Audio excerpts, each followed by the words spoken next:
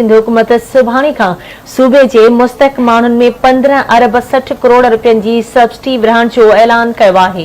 इतलात वारे सूबाई वज़ीर शर्जील इनाम मेमण जो चवणु आहे त ही रक़म अटे जी ख़रीदारी जी मद में ॾिनी पई वञे। सिंध जा 78 लख ख़ानदान ही स्कीम मां फ़ाइदो हासिल करे सघंदा।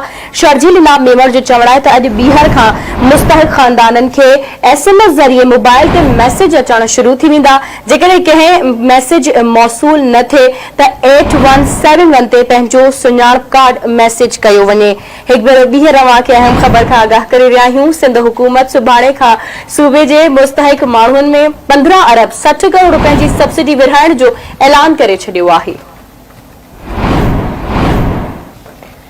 एक भेरो ॿीहर अवां खे आगाह कयूं पिया। ब्रेकिंग न्यूज़ आहे। सिंध हुकूमत सुभाणे खां सूबे जे मुस्तहिक माण्हुनि में 15 अरब 60 करोड़ रुपयनि जी सब्सिडी विरहाइण जो ऐलान कयो आहे। इतलात वारे सूबाई वज़ीर शर्जील इनाम मेमण जो चवणु आहे त हीअ रक़म अटे जी ख़रीदारी जी मद में ॾिनी पई वञे। सिंध जा 78 लख ख़ानदान हिन स्कीम मां फ़ाइदो हासिल करे सघंदा। शर्जील इनाम मेमण जो चवणु आहे त अॼु ॿेपरी खां मुस्तहिक ख़ानदाननि खे SMS ज़रिए मोबाइल फोन ते मैसेज अचण शुरू थी वेंदा। जेकॾहिं कंहिंखे मैसेज मौसूल न थिए त 8171 ते पंहिंजो सुञाणप कार्ड नंबर मैसेज कयो वञे।